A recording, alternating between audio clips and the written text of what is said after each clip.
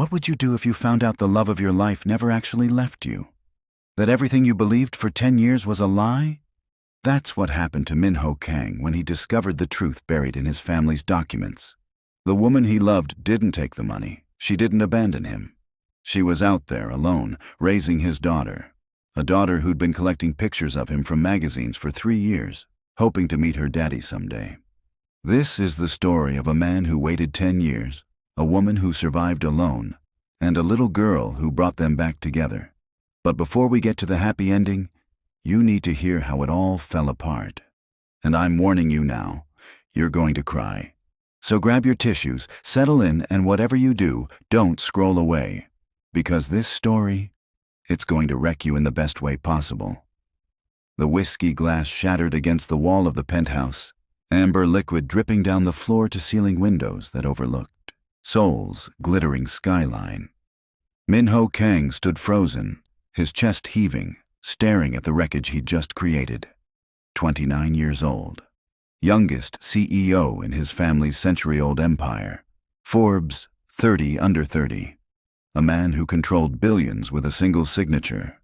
And he couldn't control the pain that ripped through him every single day for the last 10 years. His assistant's voice crackled through the intercom. "Mr. Kang, your flight to Houston leaves in 2 hours. The car's waiting downstairs." Houston? Min-ho's hand trembled as he reached for his desk drawer. He pulled out a small wooden box, fingers tracing the worn edges. Inside, wrapped in silk, was a braided bracelet made of colorful threads, faded now, but still intact. He could still remember her hands weaving it, tongue peeking out in concentration, brown eyes sparkling when she tied it around his wrist. "So you never forget me," she'd whispered, as if he could ever forget Destiny Williams.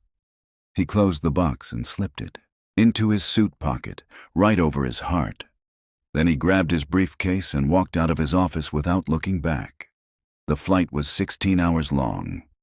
Min-ho didn't sleep. He couldn't. 6 months ago, his entire world had exploded when he discovered the truth buried in his family's archived legal documents. Forged signatures, falsified bank transfers. A web of lies designed to destroy the only thing he'd ever truly loved. Destiny never took the money. She never abandoned him. His family had ripped her away and made him believe she'd chosen cash over their love. For 10 years, he'd built walls around his heart, brick by brick, convincing himself that love was a weakness, that she was just a youthful mistake, that he was better off cold, focused, untouchable. The Ice Prince, they called him. He wore the name like armor. But 6 months ago, those walls crumbled to dust, and he'd been searching for her ever since. Problem was, Destiny Williams had vanished, changed her name, disappeared from every database his investigators could access. It was like she'd become a ghost. Until 2 weeks ago, when a private investigator called with a single lead, a woman named Destiny Washington running an event planning business in Houston, Texas. Same age, same birth date, same beautiful face in the blurry photo from a local business website. The Houston acquisition deal was real, a $2 billion merger his company desperately needed. But Min-ho had strategically delayed it, moved it, restructured it until it required his personal presence in Texas. He was going to find her, even if she hated him, even if she'd moved on, even if it destroyed him all over again. He had to know. He had to see her face one more time. The plane touched down at George Bush Intercontinental Airport at 3 in the afternoon.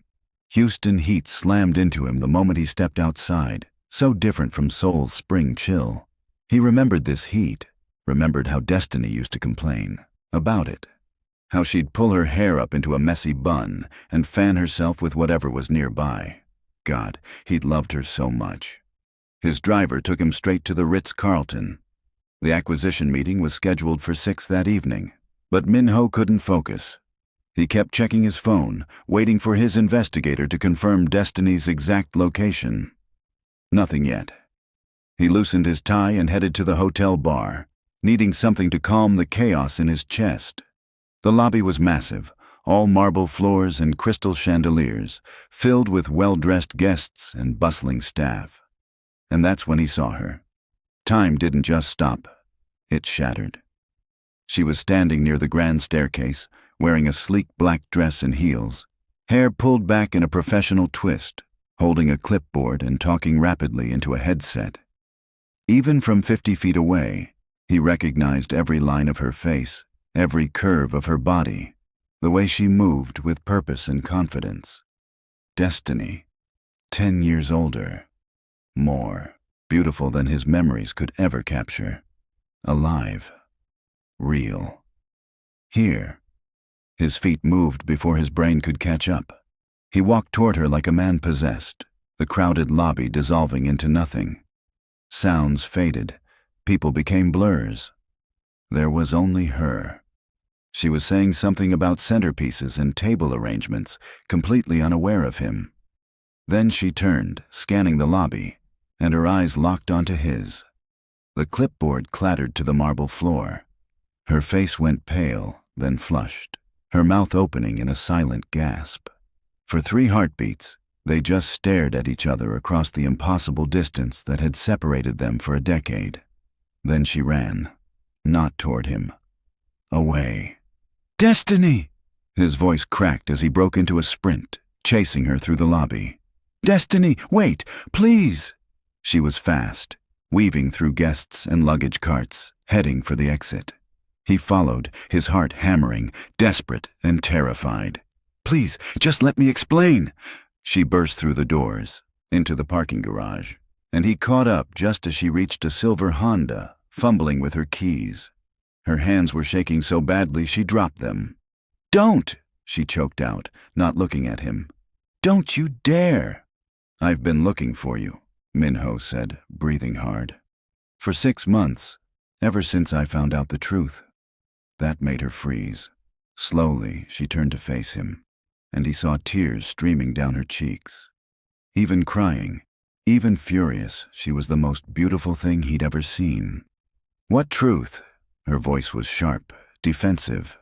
"My family lied." The words spilled out of him. "About everything. They told me you took $500,000, that you signed papers agreeing to leave me alone. I found the documents 6 months ago. They were forged. You never took anything, did you?" Destiny's laugh was bitter and broken. "Your family offered my mother money. She refused. Told them we didn't want anything from people like you." Minho felt like he'd been punched. "I didn't know. I swear I didn't know. They told me you'd taken it, that you never really loved me. I was 19 and stupid, and I believed them." "And I believed you chose your inheritance over me," she shot back. "Your family's lawyer showed me documents with your signature saying you'd accepted $2 million to end our relationship. So yeah, we both got lied to, Minho. Congratulations. We were both idiots." "I never stopped looking for you after I found out," he said desperately. "But you changed your name. Washington instead of Williams. My investigators couldn't find you." "I took my mother's maiden name," Destiny said, wiping her eyes roughly. "I wanted a fresh start. Wanted to forget about the boy who broke my heart." "Did you?" The question escaped before he could stop it. "Forget about me?" She opened her mouth to answer, but before she could speak, a small voice cut through the tension. "Mommy!" They both whipped around. A little girl was running toward them from the parking garage entrance, a pink backpack bouncing on her shoulders, school uniform slightly disheveled. She had to be about 9 years old, all long legs and bright energy. Minho's world tilted on its axis. The girl stopped next to Destiny, grabbing her mother's hand, and looked up at him with curious eyes. Eyes that were exactly like his own. Not similar, not reminiscent, identical. She had his face, his nose, his mouth, his Korean features so dominant that there was no mistaking what she was, who she was. Minho couldn't breathe. His vision blurred at the edges. His knees felt weak. "Mommy, who's this?" the little girl asked, tilting her head in that way he used to do as a child. Destiny's face crumpled. She pulled the girl closer, protective and terrified. "Hana, sweetie, get in the car." "But—" "Now, baby, please." The girl, Hana, her name was Hana, looked between them with confusion but obeyed, climbing into the back seat. Min-ho finally found his voice. It came out hoarse, strangled. "How old is she?" Destiny's hands were shaking again. She wouldn't meet his eyes. 9. She just turned 9 last month. The math was instant, brutal, devastating. 10 years since they were separated. 9 years since— "She's mine." It wasn't a question. Destiny's silence was answer enough. "She's mine," he repeated, louder now. Something between anguish and wonder flooding his chest. "I have a daughter. You don't get to just—" Destiny's voice broke. "You don't get to walk back into my life and— Why didn't you tell me?" He was barely holding himself together. "Why didn't you find a way?" "I tried," she screamed, and he flinched. "For months I tried. Your family threatened legal action. They said you'd signed away all rights. I was 18, pregnant, broke, and alone. What was I supposed to do?" Min-ho stared at her, then at the car where his daughter sat watching them through the window. His daughter. He had a daughter. A little girl who looked just like him, who'd been alive for 9 years and he'd known nothing. 9 years of birthdays. First steps, first words, first days of school. Everything. Gone. "I'm sorry," he whispered. "God, Destiny, I'm so sorry." She was crying again, angry tears that she kept swiping away. "Sorry doesn't give me back 10 years. Sorry doesn't change anything." "Let me make it right," he begged. "Please, just let me try." "It's not that simple." "Then make it simple. Tell me what you need."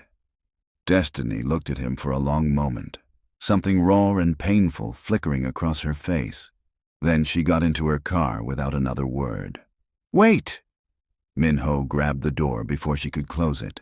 "Please, don't run. Not again. I just found you. I just found out I have a daughter. You can't just disappear." "She's sick, Min-ho." The words hit him like a bullet. "What?" Destiny's voice dropped to barely above a whisper. "Hana is sick. Her heart is failing. She needs surgery within 2 weeks or—" She couldn't finish the sentence. Min-ho's entire body went cold. "What kind of surgery? Where? I'll pay for everything. Right now, whatever she needs. It costs $180,000. Insurance denied it as experimental." Destiny laughed bitterly. "I've been working 3 jobs, sold everything I own, started a GoFundMe. I'm still $60,000 short. I'll write you a check right now. I'm not asking you for money. She's my daughter," he shouted, and Hana jumped in the back seat. He lowered his voice. "She's my daughter. Let me help her. Let me help you." Destiny looked at him with such pain in her eyes that it physically hurt. 1 hour. Meet me at Magnolia Cafe on Westheimer in 1 hour. Hana will be there." "But Min-ho?" Her voice hardened. "Don't think this changes anything between us. You wanted to know the truth. Now you know, but you don't get to just waltz back in and fix 10 years with money." She closed the door and drove away, leaving him standing in the parking garage. His entire world turned inside out. He had a daughter. Her name was Hana, and she was dying. If you're feeling this story, drop a comment below and let me know. And hit that subscribe button because this is just getting started. Min-ho sat in his rental car outside Magnolia Cafe for 20 minutes before he could force himself to go inside. His hands wouldn't stop shaking. He'd faced down hostile board members, negotiated billion-dollar deals, stood in front of thousands of people without flinching. But walking into a small cafe to meet the daughter he never knew existed. Terrifying. He checked his reflection in the rearview mirror, straightened his tie, then realized how ridiculous that was. What 9-year-old cared about a perfect tie? He loosened it again, ran his fingers through his hair, and finally got out of the car. The cafe was cozy, filled with the smell of coffee and fresh pastries. He spotted them immediately in a corner booth. Destiny sat rigid and defensive, but Hana was animated, swinging her legs and coloring on a kid's menu with crayons. When Min-ho approached, Hana looked up first. She studied him with open curiosity, no fear or hesitation, just pure, innocent interest. "Hi," she said brightly. "You're the man from the parking lot." Minho's throat closed up. He managed a nod and slid into the booth across from them. Up close, the resemblance was even more striking. She had his exact eye shape, his smile, even the way her eyebrows arched when she was curious. "Hana, this is—" Destiny paused, clearly struggling with what to say. "I'm Minho," he said softly, looking directly at his daughter. "It's very nice to meet you." "That's a cool name," Hana said. "Mommy taught me some Korean words, like annyeonghaseyo. That means hello, right?" He felt his eyes burn. "That's exactly right. Your pronunciation is very good." Hana beamed with pride. "Mommy says my daddy is Korean. That's why I look different from her. Are you Korean?" The question was so simple, so innocent, but it destroyed him. Destiny intervened quickly. "Hana, sweetie, remember how we talked about your daddy? Yeah, you said he didn't know about me because his family made it impossible for you to find him." Hana turned back to Minho with those devastating eyes. "Do you know my daddy? Maybe you know him since you're both Korean." Minho looked at Destiny, silently asking permission. She closed her eyes briefly, then gave the smallest nod. He turned back to Hana and said the words that would change everything. "I am your daddy, Hana." The crayon clattered onto the table. Hana stared at him, her mouth opening and closing. Then she looked at her mother. "Mommy?" "It's true, baby," Destiny whispered, tears already forming. "This is your father." For a moment, nobody moved. Then Hana's face split into the biggest smile Minho had ever seen, and she scrambled out of her side of the booth and launched herself at him. He caught her instinctively, this tiny person, throwing her arms around his neck, and something inside his chest shattered and rebuilt itself simultaneously. She smelled like strawberry shampoo and crayons in childhood, and she was hugging him like she'd been waiting her whole life for this moment. "I knew it," Hana said into his shoulder. "When I saw you, I knew. You have my face." Minho held his daughter for the first time and wept.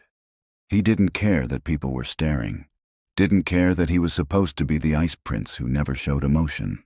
This was his child, his little girl, and he'd missed 9 years of her life. "I'm so sorry," he choked out. "I'm so sorry I wasn't there." Hana pulled back and looked at him with heartbreaking seriousness. "Mommy said it wasn't your fault. She said your family was mean and made it so you couldn't find us. Is that true?" "Yes, but I should have tried harder. I should have." "It's okay," Hana interrupted. "You're here now. That's what matters, right?" How was this? 9-year-old child more emotionally mature than he was? She climbed into the booth next to him instead of returning to her mother's side, pressing close like she was afraid he might disappear. Minho wrapped his arm around her shoulders, still not quite believing this was real. Destiny watched them with an expression he couldn't read. Pain, definitely. But maybe something else too. Something softer. "I have so many questions," Hana said, bouncing slightly. "Do you live in Korea? What's it like? Do you have a big house? Do you like ice cream? What's your favorite color? Can you teach me more Korean?" Minho laughed through his tears. "I do live in Korea. I have an apartment in Seoul. I like ice cream very much, especially green tea flavor. My favorite color is blue, and I would love to teach you Korean." "What do you do for work?" "I run a company, a very big company that makes technology." Hana's eyes went wide. "Wait, are you rich?" "Hana," Destiny said sharply. "What? I'm just asking." Hana looked up at Minho. "Are you?" He decided honesty was best. "Yes, I have a lot of money." "Cool. Can you buy me a pony?" Despite everything, Minho burst out laughing. "We'll see." "That means no," Hana said sagely, making Destiny crack a small smile. They ordered food, though Minho could barely eat. He was too busy watching Hana, memorizing everything about her. The way she talked with her hands, How she wrinkled her nose when she didn't like something. The gap in her smile where she'd lost a tooth. "Mommy showed me a picture of you once," Hana said suddenly. "When I was little, you looked different. Younger. You kept a picture of me." Minho asked Destiny. She looked away. "One, from high school. I thought she deserved to know what you looked like. I started collecting more," Hana announced proudly. She pulled a small, worn notebook from her backpack. "See? My scrapbook." Minho took the notebook with trembling hands. Inside were printed photos from news, articles, business magazines, Forbes features, all of him. Some were circled in crayon with hearts drawn around them. There were captions in childish handwriting. "My pretend daddy. He looks nice. I hope I meet him someday." He couldn't speak, couldn't breathe. "I found you on the internet," Hana explained. "Typed Korean businessman, and your face kept showing up, so I knew you were important. Mommy said you were very smart and worked very hard." Minho looked at Destiny. "You told her about me?" "Of course I did," she said quietly. "She asked about her father constantly. I wasn't going to lie to her or pretend you didn't exist. I told her you didn't know about her, that if you had known, you would have been there." "I would have," he said fiercely. "Destiny, I swear. If I had known—" "I know," she cut him off, glancing meaningfully at Hana. "Not here, not now." Hana was showing him more pages of her scrapbook, narrating each picture. "This one is from when you won some business award. You're wearing a tuxedo, you look like a prince. And this one is from a magazine article. I can't read Korean, but there were lots of pictures." Minho listened to his daughter's voice and felt his heart breaking and healing at the same time. Then Hana said something that made the world stop again. "I'm glad you found us before my surgery. I was worried I might not get to meet you." The scrapbook nearly slipped from his hands. "Surgery?" Hana nodded matter-of-factly. "Yeah, my heart doesn't work right. The doctors say I need an operation to fix it. It's pretty expensive, but Mommy's been working really hard to get the money." She said it so casually, like she was discussing homework instead of life-threatening heart surgery. Minho looked at Destiny, who had gone pale. "How long has she been sick?" "Diagnosed 2 years ago," Destiny said tightly. "It was manageable with medication until 6 months ago. Then it got worse, much worse." "What exactly is wrong?" "Dilated. Cardiomyopathy. Her heart muscle is weakened and can't pump blood efficiently. She needs a surgical procedure to—" Destiny's voice cracked. "To save her life. You guys, I'm already crying writing this. If you're feeling the same way, hit that like button and drop a comment. Let me know if you're Team Minho or Team Destiny." Minho turned to Hana. "Does it hurt?" She shrugged. "Sometimes I get really tired. And sometimes my chest feels funny, but I'm okay most of the time." She was 9 years old and facing open heart surgery with more bravery than most adults could manage. "When is the surgery scheduled?" he asked. 2 weeks from tomorrow," Destiny said. "If we can't get the remaining 60,000 by then, they'll have to postpone it. And the doctors said we can't wait much longer. Her condition is deteriorating." Minho pulled out his phone immediately. "Give me the hospital information. I'll have the full amount transferred within the hour." "No," Destiny said firmly. He looked up, stunned. "What?" "I said no. I'm not taking your money." "This isn't about pride, Destiny. This is about Hana's life." "I know that," she snapped. "But I've been handling this on my own for 2 years. I'll figure it out." "You just said you need $60,000 in 2 weeks. And I'll get it." "How?" he demanded, his voice rising. "I don't know, but I'm not going to start whatever this is, by taking handouts from you. It's not a handout. She's my daughter. You've known her for 30 minutes. The words hung in the air like a slap. Hana looked between them, her smile fading. "Are you guys fighting?" Destiny immediately softened. "No, baby, we're just discussing things." Loudly, Hana observed. Minho forced himself to calm down. "You're right. I'm sorry." He looked at Destiny. "But please, let me help. Not as a Not as someone trying to buy his way back into your life. As her father. As someone who just found out his daughter needs life-saving surgery and has the means to provide it. Destiny's jaw was set stubbornly, but he could see her wavering. What if we compromise? He suggested. Let me pay for the surgery. You can pay me back if that's what you need. Set up a payment plan, whatever makes you comfortable. But please don't let pride stand in the way of Hana getting the care she needs. Hana tugged on his sleeve. Daddy. The word nearly killed him. She'd called him Daddy so naturally, like she'd been doing it her whole life. Yes? I think you should pay for it, Hana said seriously. Mommy's been really stressed and sad. She cries sometimes when she thinks I'm asleep. If you can help, you should. That's what daddies do, right? Minho looked at this incredible little girl who just called him Daddy for the first time, and told him what fathers do. And he knew he'd move mountains for her. Yes, he said softly. That's exactly what daddies do. Destiny covered her face with her hands. Her shoulders shook. Mommy? Hana's voice was worried. I'm okay, baby, Destiny managed, lowering her hands. Her eyes were red, but she was smiling. I'm just overwhelmed. So he can help? Destiny looked at Minho for a long moment. He saw every emotion flash across her face. Anger, hurt, hope, fear, exhaustion. Finally, she nodded. Okay, she whispered. Okay, for Hana. Minho didn't hesitate. He made the call right there, transferring $200,000 to the hospital's billing department, enough to cover the surgery, all follow-up care, and any complications. When he hung up, Destiny was staring at him. You just did that. Just like that. Just like that, he confirmed. $200,000. I would have paid $2 million, $20 million, whatever she needed. Hana hugged him again. Thank you, Daddy. And Minho held his daughter and thought that no amount of money in the world could ever measure up to this moment. They left the cafe 2 hours later. Minho didn't want to let Hana go, but she had school the next morning and Destiny was clearly exhausted. He walked them to Destiny's car, his hand resting on Hana's shoulder like he was afraid she might vanish. Can I see you tomorrow? He asked, looking at both of them. Hana answered before Destiny could. Yes, come to my school. I want to show all my friends that I have a daddy now.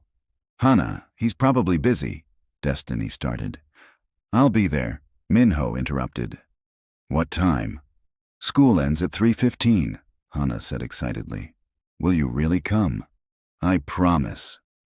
As Hana climbed into the back seat, Minho caught Destiny's arm gently. Can we talk, just for a minute?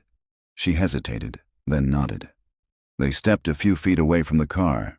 I know you're angry, Minho said quietly. You have every right to be. But Destiny, I meant what I said. I've been looking for you ever since I found out the truth. And now that I know about Hana, he ran his hand through his hair. I'm not going anywhere. I want to be part of her life, part of both your lives.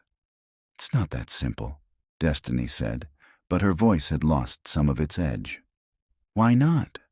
Because you live in Seoul. You run a billion-dollar company. You can't just uproot your entire life because you found out you have a daughter. Watch me. She stared at him. What? I'm staying in Houston. I'm moving my company's American operations here. I've already started the process. Minho, that's insane. You can't just... I can and I will, he said firmly. I missed 9 years. I'm not missing another day, not if I can help it. Destiny's eyes filled with tears again. Why are you doing this? Because I never stopped loving you, he said, the words tumbling out before he could stop them. Not in 10 years, not for one single day. And because that little girl in that car is the most important thing in the world now. More important than any company or any amount of money. Minho, I'm not asking you to forgive me right now, he continued. I'm not asking for us to just pick up where we left off. I know I have to earn that. But please, just give me a chance to be her father, to prove that I'm not going anywhere this time. Destiny wiped her eyes. She recognized you, you know, in the parking lot. What? That scrapbook she showed you? She's had it for 3 years. She's memorized your face from those articles. The second she saw you, she knew exactly who you were. Destiny laughed softly. She told me in the car on the way to the cafe. Said, "Mommy, that's him. That's my daddy from the pictures." She was terrified you'd leave before she could talk to you. Minho's chest tightened. Why didn't she say anything? Because she's 9 and she was scared. She didn't know if you'd want her, if you'd believe her. So she played it safe, asked if you knew her daddy. Gave you an out. Destiny's voice cracked. She's protected herself her whole life by not getting her hopes up. And in 5 minutes, you gave her everything she's ever wanted. He couldn't speak, could barely breathe. Don't break her heart, Destiny whispered. Please, she's been through enough. If you're going to do this, be all in. Because if you leave, if you decide it's too hard or too complicated, it will destroy her. I'm all in, Minho said immediately. I swear on everything I have, I'm not leaving. Destiny studied his face for a long moment, then nodded. Okay, 3:15 tomorrow. Don't be late. I won't be. She started to walk away, then turned back. Minho, thank you. For the surgery. I know I gave you a hard time, but thank you. You don't have to thank me. She's my daughter. Yeah, Destiny said softly. She is. Minho watched them drive away, then stood in the parking lot for another 10 minutes, trying to process everything that had happened in the last 4 hours. He had a daughter. Her name was Hana, and she'd been collecting pictures of him for years, hoping to meet him someday. He pulled out his phone and called his assistant in Seoul. Cancel everything for the next month, all of it. Sir, you have the board meeting on Thursday and the investor presentation. I said cancel it. Reschedule, delegate, I don't care. I'm not coming back to Seoul for at least a month. May I ask why? Family emergency, Minho said, and for the first time in 10 years, he smiled. A real, genuine smile. The best kind. The next day, Minho showed up at Hana's school at 3 o'clock sharp.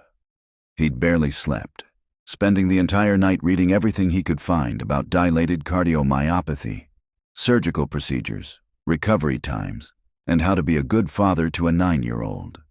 He was terrified he'd screw this up. The school was a small elementary building with colorful murals on the walls. He waited outside the main entrance, feeling ridiculously out of place in his business suit while surrounded by soccer moms in yoga pants and t-shirts. Then the bell rang and kids poured out of the building like a flood. Hana spotted him immediately. Her entire face lit up and she ran toward him, backpack bouncing. You came! You really came! Minho caught her in a hug, lifting her off the ground slightly. I promised, didn't I? Yeah, but sometimes people break promises, Hana said matter-of-factly. But you didn't. Come on, I want you to meet my friends. She dragged him over to a group of girls who were staring at him with wide eyes. This is my daddy, Hana announced proudly. He lives in Korea, and he's really rich, and he just found out about me yesterday. Hana, Minho said, embarrassed. What? It's true. She turned to her friends. See? I told you I had a dad. You guys thought I was lying. One of the girls, a bold little thing with braids, looked up at Minho. Are you really from Korea? Yes. Do you know BTS? Minho tried not to laugh. No, I don't know BTS. That's okay, the girl said generously. You're still cool. If you're smiling right now, go ahead and hit that subscribe button. This story is about to get even more emotional. Another girl asked, Why are you just meeting Hana now? Riley, Hana hissed.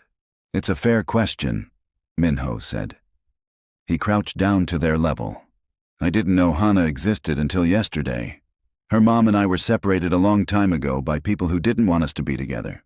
But now that I know about her, I'm going to be the best daddy I can be. The girls seemed satisfied with this answer. They peppered him with more questions. What's Korea like? Do you eat weird food? Can you speak Korean? Why do you dress so fancy? Until Destiny appeared, looking amused. Okay, girls, Let the man breathe, she said, shooing them away gently. The friends scattered, but not before Riley whispered loudly to Hana, "Your dad is hot." "Riley!" Hana shrieked, mortified. Minho absolutely did not look at Destiny's reaction to that comment. "So," Destiny said, clearly trying not to smile, "you survived the interrogation." "Barely," he admitted. 9-year-olds are terrifying. "Tell me about it. I've been raising one for 9 years. There was a pause, slightly awkward, until Hana grabbed both their hands. "Can we get ice cream, please? All 3 of us?" Destiny and Minho looked at each other. "I don't have any other plans," Minho said carefully. Okay, sure, ice cream." Hana cheered and skipped ahead toward Destiny's car, leaving the 2 adults walking side by side. "Thank you," Minho said quietly, "for letting me do this. You're her father. You have a right to know her. But you didn't have to make it easy." Destiny was quiet for a moment. "I spent 9 years angry at you, convinced you'd abandon us, but watching you with her yesterday..." She trailed off. "You really didn't know, did you?" "No, I swear I didn't." "Your family is the worst," she said, but there was no heat in it. Just sad acceptance. "I know, and I'm sorry. For all of it." They got ice cream at a local shop. Hana ordered a triple scoop of chocolate, Destiny got vanilla, and Minho ordered green tea, which Hana insisted on trying. "Ew!" she declared after one taste. "That's gross." "It's an acquired taste," Minho said, laughing. "That means it's gross, but adults pretend it's good," Hana whispered to her mother, making Destiny snort into her ice cream. They sat at a small table, and Minho watched his daughter devour her ice cream with single-minded focus. She had a chocolate mustache within 30 seconds. "So," Hana said between bites, "are you going to live here now?" "I'm working on it," Minho said. "I have to arrange some things with my company, but yes, I want to live in Houston." "Will you get an apartment near us? If your mom is okay with that." Hana turned to Destiny with pleading eyes. "Can he, Mommy? Please." "We'll see," Destiny said, which Minho was learning was parent code for, "Probably yes, but I don't want to commit right now." "What about school?" Hana asked him. "Did you go to school in Korea?" "I went to university in Korea, yes, but I also studied here in America for a year. That's how I met your mom." Hana's eyes went huge. "Really? Tell me the story. How did you meet?" Minho and Destiny exchanged glances. "I worked at a bookstore cafe," Destiny said softly. "Your dad came in one day, completely soaked from the rain. He looked so sad and lost that I gave him a free hot chocolate. And she called me a sad puppy," Minho added. Hana giggled. "You called him a puppy?" "He looked like one," Destiny defended. "All wet and pathetic." "I was not pathetic," Minho protested. "You absolutely were." They were smiling at each other now, and something warm unfurled in Minho's chest. This was what he'd lost. This easy back and forth, the way she challenged him, made him laugh. "So then what happened?" Hana demanded. "We became friends," Destiny continued. "He'd come to the bookstore every day. We'd study together, talk for hours.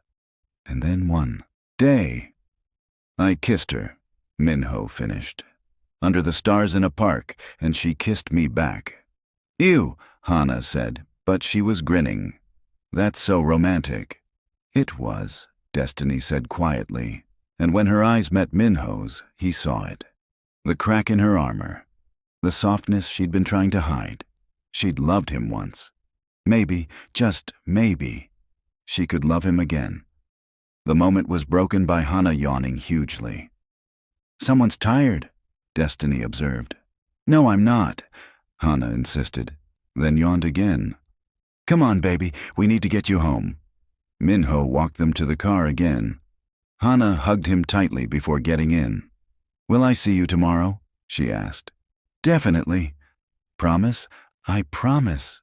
She climbed into the back seat, but Destiny lingered. "She really loves you already," she said. It's kind of amazing and terrifying at the same time.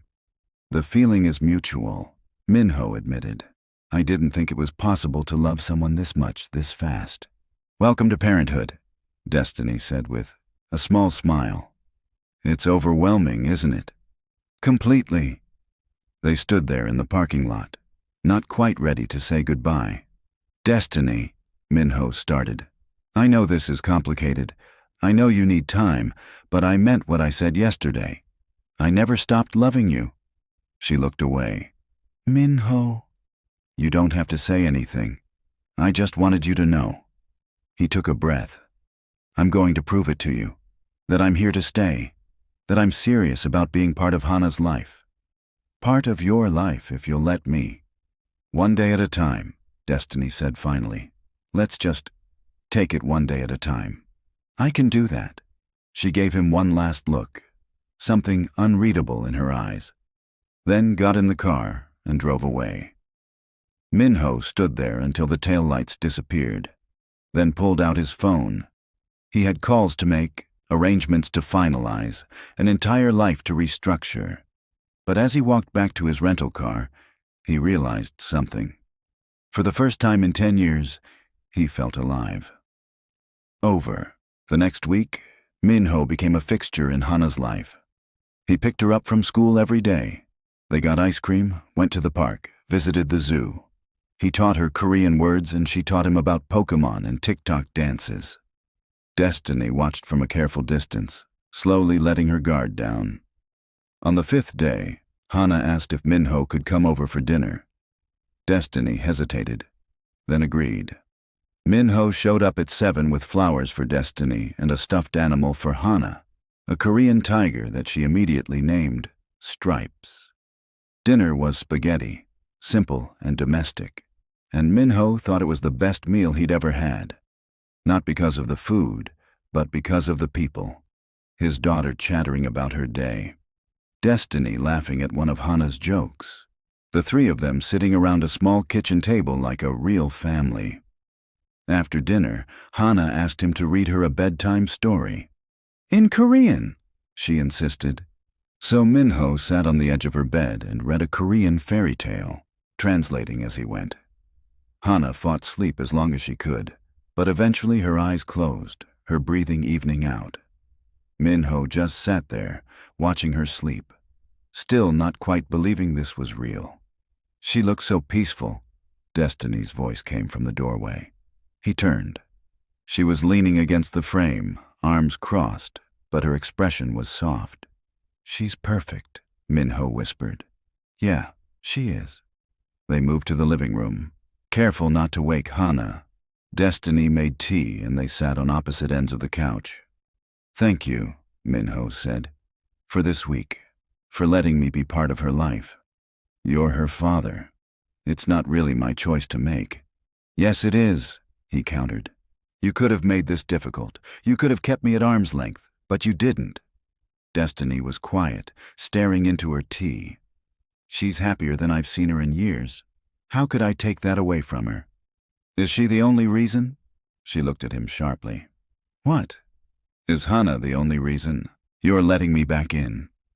The silence stretched between them. Finally, Destiny said, I don't know, Minho. I really don't. Part of me is still so angry at you, at your family, at the universe for keeping us apart. But another part of me. She trailed off. What? Missed you, she admitted quietly. God, I missed you so much. Minho set down his tea and moved closer. I missed you too. Every single day. This is crazy, Destiny said, but she didn't pull away when he reached for her hand. We can't just pick up where we left off. We're different people now. I know, but maybe we can start something new, something better. She looked at their joined hands, then up at his face. Your family won't accept this. You know that, right? They destroyed us once. What makes you think they won't do it again? Because I'm not 19 anymore, Minho said fiercely. I'm not powerless. I control my company now, my money, my life. And if they try to come between us again, I'll choose you. Every single time. Destiny's eyes filled with tears. You really mean that? Yes. She was quiet for a long moment, then said, Hana's surgery is in 1 week. The subject change was jarring, but he understood. She wasn't ready to talk about them yet, and that was okay. I know. I've been coordinating with the surgical team. You have? Of course. I've spoken to 3 different cardiac specialists, reviewed all of Hana's medical records, and made sure she has the best surgeon in the country. He paused. I hope that's okay. Okay? Min-ho, you didn't have to do all that. Yes, I did. She's my daughter. Destiny was crying now, really crying. I've been doing this alone for so long, I forgot what it felt like to have someone help carry the weight. Min-ho pulled her into his arms, and she let him, pressing her face against his chest as she sobbed. He held her, stroking her hair, murmuring reassurances in Korean and English. When she finally pulled back, she looked embarrassed. Sorry, I don't usually fall apart like that. You're allowed to, he said gently. You've been strong for 9 years. Let me be strong for you now. She looked at him with something that might have been the beginning of trust. Okay, she whispered. And for now, that was enough. The day before Hana's surgery, Min-ho's phone rang at 2 in the morning. The caller ID made his blood run cold. Father, he answered, already knowing this wouldn't be good. I'm at the Ritz-Carlton, his father said without preamble. Room 2847, we need to talk, now. Min-ho hung up, got dressed, and drove to the hotel with his jaw clenched so tight it ached. His father was waiting in the suite, along with his grandmother. Min-ho hadn't seen her in 6 months, not since he discovered the truth about what they'd done. Grandmother, he said coldly. Father, to what do I owe this unexpected visit? Don't be disrespectful, his father snapped. We came because you've lost your mind, abandoning a $2 billion deal. Relocating company operations? For what? A woman who trapped you with a child? Don't you dare, Min-ho said, his voice deadly quiet. Don't you dare speak about them like that. His grandmother raised a hand, silencing his father. Min-ho, sit down. He remained standing. She sighed, looking older than he remembered. I know you're angry with us. You have every right to be. What we did 10 years ago was wrong. Wrong? Min-ho laughed bitterly. You destroyed the woman I loved. You lied to both of us. You made me believe she'd abandoned me for money. And all this time, I had a daughter who's been collecting pictures of me from magazines, hoping to meet me someday. Do you have any idea what that feels like? His grandmother's eyes glistened. No, I don't. But Min-ho, you must understand. Understand what? That you were protecting the family legacy? That she wasn't good enough because she was poor? Because she was American? Because she was black? He was shaking now. I don't care about any of that. I never did. I loved her. I still love her. And that little girl upstairs is the best thing that's ever happened to me. Upstairs? His father asked sharply. Min-ho froze. He hadn't meant to reveal that. They're here? His grandmother asked. In this hotel? That's none of your business. We want to meet her, his grandmother said. Our great-granddaughter. We want to meet Hana. Absolutely not. Min-ho! You think I'm going to let you anywhere near her? He was furious now. You destroyed her mother. You stole 9 years of her life from me. You don't get to waltz in and play loving family now. She's our blood, his father insisted. She's my daughter and Destiny's daughter. You have no claim to her. His grandmother stood slowly, walking over to him. She was small, barely reaching his shoulder, but she'd always commanded respect. I was wrong, Min-ho. I've lived with that guilt every day for 10 years. When I confessed to you 6 months ago, I thought I was dying. I wanted to clear my conscience before I faced my ancestors. How noble of you. Don't mock me, child, she said, but there was no anger in her voice. Only sadness. I made a terrible mistake. I let pride and tradition cloud my judgment. I destroyed your happiness because I thought I knew what was best for you, and I was wrong. Min-ho wanted to stay angry, but something in her voice made him pause. I'm not asking for forgiveness, she continued. I don't deserve it, but I am asking for a chance to meet my great-granddaughter, to see the child who came from your love, and to apologize to the woman I wronged so terribly. She's having surgery tomorrow, Minho said quietly. Heart surgery. She's 9 years old and her heart is failing because of a genetic condition, and tomorrow they're going to cut her open and try to fix it. Do you really think now is the time for family drama? His grandmother's face went pale. Surgery? Is it serious? Of course it's serious. It's heart surgery. Will she? His grandmother couldn't finish the question. The doctors are optimistic, but there are risks. There are always risks. His voice cracked. I just found her. I can't lose her. His grandmother reached for his hand. Then let us be there. Let us support you, support all of you, please, Minho. He wanted to say no, wanted to protect Destiny and Hana from these people who'd caused so much pain. But he was also terrified, terrified of tomorrow, terrified of losing Hana before he'd really gotten to know her.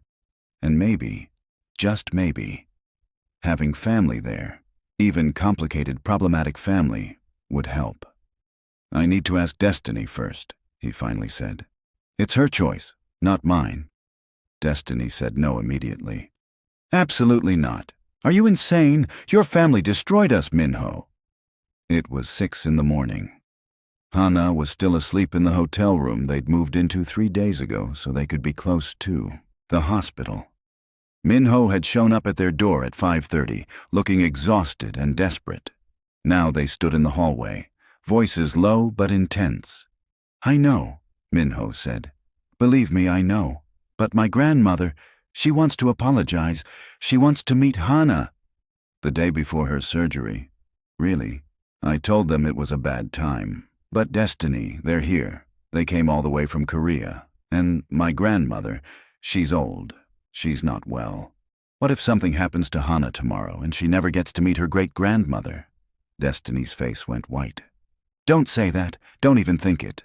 I'm sorry. I didn't mean... The surgery is going to be fine, Destiny said fiercely. Hana is going to be fine. You're right. I'm sorry. Minho ran his hands through his hair. I'm just scared. I'm terrified. And I know I have no right to ask this of you, but... Fine. He blinked. What? Fine, they can meet her. But if they say one word that upsets her, one single word, they're gone. Understood? Minho pulled her into a hug before he could stop himself. Thank you. Thank you so much. Destiny stiffened for a moment, then slowly relaxed into the embrace. I'm only doing this for Hana. She should know her family, even the complicated parts. I know. They stood there in the hallway, holding each other, drawing strength from the contact. When they pulled apart, Destiny's eyes were red. I'm so scared, Minho. What if something goes wrong tomorrow? It won't. You don't know that. You're right. I don't. But I know that Hana is strong and brave. And she has the best surgical team in the country. And she has us. Both of us. Both of us. Destiny repeated softly. The meeting happened that afternoon in the hotel restaurant. Hana was nervous, clutching Minho's hand tightly as they approached the table where his father and grandmother waited. Are they nice? Hana whispered. Yes, Minho said, hoping it was true. They're your family. His grandmother stood when she saw them. Her eyes went straight to Hana, and her hand flew to her mouth. Oh, she breathed. Oh, she looks just like you did at that age, Minho. Hana peeked out from behind Minho's leg, curious but cautious.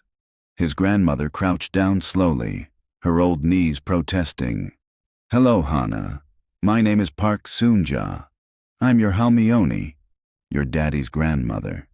Hi, Hana said shyly. You're even more beautiful than I imagined.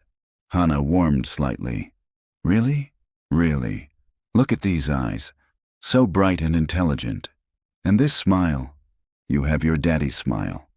Minho watched, tense and ready to intervene if necessary. But his grandmother was being gentle, respectful, letting Hana set the pace. Then his grandmother turned to Destiny. The two women stared at each other for a long moment. "Ms. Washington," his grandmother said quietly, "I owe you an apology. What I did to you 10 years ago was unforgivable. I tore you away from the man you loved. I lied to both of you. I caused you years of pain and hardship." She bowed deeply, a formal Korean bow of deep respect and apology. "I am sorry. I cannot undo what I did, but I am deeply, truly sorry. If you're crying right now, you're not alone. Drop a comment and let me know how you're feeling. And don't forget to like this video." Destiny stood frozen, clearly not expecting this. "I don't expect forgiveness," his grandmother continued. "I don't deserve it, but I want you to know that I was wrong about everything. You are clearly a remarkable woman. You raised a beautiful, intelligent daughter on your own. You built a successful career. You are strong and dignified and everything I should have seen 10 years ago but was too blind and foolish to recognize." Destiny's eyes filled with tears. "Why now? Why apologize now after all these years?" "Because I'm old and dying," his grandmother said bluntly. "And because I finally realized that family isn't about blood or tradition or legacy. It's about love. And my grandson has always loved you. From the moment he came back from America 10 years ago, heartbroken and hollow, I knew he would never love anyone else. And I took that from him. From both of you. You also took 9 years of his daughter's life from him," Destiny said, her voice hard. "Yes, I did. And that is my greatest shame." Hana tugged on Destiny's hand. "Mommy, can I talk to Halmayoni?" Destiny looked down at her daughter, then nodded slowly. Hana approached Minho's grandmother with that fearless curiosity only children possess. "Are you really dying?" "Hana," Destiny gasped, but his grandmother laughed, a real laugh. "Yes, child. I'm very old and very sick. The doctors say I have perhaps a year left." "That's sad," Hana said seriously. "I'm having surgery tomorrow. On my heart. I'm kind of scared." His grandmother's expression softened even more. "I know, dear one. But you're going to be just fine. You're strong. I can see it in you. Will you visit me after, if the surgery works?" "If your mother allows it, I would be honored." Hana looked at Destiny with pleading eyes. Destiny sighed. "We'll see." They sat down for lunch, and slowly, painfully, things began to thaw. His grandmother told stories about Minho as a child, how serious he was, how he never smiled until he came back from America with stories about a girl who made him laugh. Minho's father was stiffer, more formal, but even he seemed affected by Hana's innocent charm. "So you're a CEO like Daddy?" Hana asked him. "Yes, I run the company he will one day inherit." "Cool. I want to be a veterinarian when I grow up. I like animals better than business." Minho's father actually smiled. A wise choice. After lunch, as they were leaving, his grandmother pulled Destiny aside. "Thank you," she said quietly, "for allowing this. I know it wasn't easy." "It wasn't," Destiny agreed. "But Hana deserves to know her family. All of it, even the messy parts." "You're a good mother. Better than I ever was." "I did what I had to do." His grandmother studied her for a moment. "Do you love him? Still?" Destiny stiffened. "That's none of your business." "You're right, it's not. But I hope you do. Because he never stopped loving you, not for one moment in 10 years. She patted Destiny's hand. "Don't let my mistakes cost you more time with the man you love. Life is too short. Believe me, I know." That night, Minho stayed with Destiny and Hana in their hotel room. They ordered room service and watched Hana's favorite movie. All three of them squeezed onto the bed together. Hana fell asleep halfway through, her head on Minho's shoulder. "I should go," Minho whispered. "Let you both rest." "Stay," Destiny said quietly. "Please, I don't want to be alone tonight." So he stayed. They moved Hana to her bed, tucking her in carefully. Then they sat on the couch in the suite's living area, the TV playing softly in the background. "I'm terrified," Destiny admitted. "I've been trying to be Strong for her, but I'm so scared, Minho. Me too. She leaned against him, and he wrapped his arm around her shoulders. They sat like that for a long time, drawing comfort from each other's presence. Your grandmother surprised me today, Destiny said eventually. She surprised me too. Do you think she meant it? The apology? Yes, I do. She's a lot of things, but she's not a liar. Not anymore. Destiny was quiet for a moment. What she said to me, about not letting her mistakes cost us more time. She's right, isn't she? Minho's heart started racing. What do you mean? I mean, I've spent 10 years being angry, being hurt, protecting myself and Hana, and I was right to do that. But now, she turned to look at him. Now you're here, really here. And you're not the boy I fell in love with when I was 18. You're different, older, more mature. But when I look at you, when I watch you with Hana, I see the same man I loved, the same heart, and I think. She took a shaky breath. I think I'm still in love with you. I never stopped. I just buried it really, really deep. Minho couldn't breathe, couldn't speak. Say something, Destiny whispered. Instead of speaking, he kissed her. It was soft at first, tentative, asking permission. Then she kissed him back, and it deepened. 10 years of longing and loss and love pouring into that single moment. When they finally pulled apart, both breathing hard, Destiny was crying. I love you, Minho said. I've loved you since I was 18 years old, and I'll love you until the day I die. And if you'll let me, I want to spend the rest of my life proving it to you. Minho? I know it's fast. I know we need time. But Destiny, tomorrow our daughter is having surgery. Life is fragile and uncertain, and I don't want to waste another second pretending I don't want this. Want you. Want us to be a family. Destiny kissed him again, softer this time. Okay. Let's be a family. Let's try. Because you're right. Life is too short, and I don't want to waste any more time either. They held each other on that couch until the sun started to rise. Both terrified of what the day would bring, but no longer facing it alone. The surgery took 6 hours. Minho and Destiny sat in the waiting room, holding hands so tightly their knuckles turned white. His grandmother and father were there too, sitting quietly across from them. The surgeon finally emerged at 2 in the afternoon, still in scrubs, pulling down his mask. Everyone stood. The surgery was successful, he said, and Destiny collapsed into Minho's arms, sobbing with relief. We were able to repair the damaged tissue and strengthen the heart muscle. She'll need several weeks of recovery and ongoing monitoring, but barring any complications, she should make a full recovery. Can we see her? Minho asked, his voice thick. She's in recovery now. Give it another hour, then you can go in, 2 visitors at a time. When they were finally allowed in, Hana looked so small in that hospital bed, hooked up to monitors and IVs, but she was alive. Her chest was rising and falling steadily. Destiny sat on one side of the bed, Minho on the other. They each held one of her hands. Hey, baby girl, Destiny whispered. You did it. You were so brave. Hana's eyes fluttered open. Mommy? I'm here, sweetie. Daddy? I'm here too, Minho said, his voice breaking. Right here.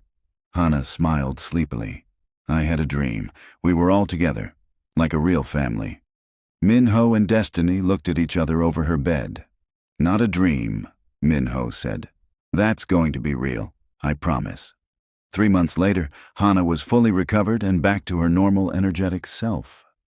Minho had officially relocated to Houston, moving his company's American headquarters there and promoting his second-in-command to handle operations in Seoul. He'd also bought a house, a big one, with a yard for the dog Hana desperately wanted and enough space for all of them. Today, he was taking Destiny and Hana to that house for the first time. Close your eyes, he told Hana as they pulled up to the driveway. Why? It's a surprise. She squeezed her eyes shut, barely containing her excitement. He led them both inside, and when Hana opened her eyes, she gasped. The house was beautiful, filled with light and warmth. But what made her scream with joy was the golden retriever puppy sitting in the living room with a bow around its neck. "Is that mine?" she shrieked. "All yours," Minho confirmed. Hana ran to the puppy, who immediately started licking her face. She was laughing and crying at the same time. Destiny looked around the house, then at Minho. "When did you do all this?" "I've been planning it for a while. I wanted to wait until Hana was fully recovered." He took her hand. "This house is for all of us, if you'll have me. If you'll let me be part of your family. Officially." "Minho?" He pulled out a small box from his pocket and got down, on one knee. Hana looked up from the puppy and gasped. "Mommy, Daddy's proposing!" Destiny's hands flew to her mouth, tears already streaming down her face. "Destiny Washington," Minho said, his voice steady despite his racing heart. 10 years ago, I made you a promise. I promised to love you forever, and even though we were separated, even though I thought I'd lost you, I kept that promise. I never stopped loving you, not for 1 second." He opened the box, revealing a stunning diamond ring. "I lost 10 years with you. I don't want to lose another day. Will you marry me? Will you let me be your husband, Hana's father, and the man who loves you for the rest of our lives?" "Yes," Destiny sobbed. "Yes, yes, yes." He slipped the ring on her finger and stood, pulling her into his arms. They kissed while Hana cheered and the puppy barked excitedly. "I love you," Destiny whispered against his lips. "I love you too. Always." Hana ran over and hugged both of them, the puppy jumping at their feet. And for the first time in 10 years, Minho felt complete. 6 months later, they got married in a small ceremony in Houston. Hana was the flower girl, carrying a basket of roses and grinning the entire time. Minho's grandmother was there, thinner and frailer but smiling through happy tears. As Minho and Destiny exchanged vows, promising to love each other through everything life threw at them, he thought about the journey that had brought them here. The pain, the separation, the lost years. But also the reunion, the healing, the second chance. He looked at Hana, beautiful in her flower girl dress, and at Destiny, stunning in her simple white gown. His family, his whole heart. They'd waited 10 years to be together again. But every second of waiting was worth it for this moment, for this life, for this love that had survived everything and come out stronger on the other side. As they kissed to seal their marriage, as their friends and family cheered, as Hana threw her flower, petals in the air with pure joy, Minho knew one thing with absolute certainty. He would never let them go again. Not in this lifetime, not ever. And that's the end of their story. If this touched your heart, please like this video, subscribe to the channel, and drop a comment telling me what you thought. These stories are made with love, and your support means everything. Thank you for listening all the way to the end. Until next time, remember, true love always finds a way.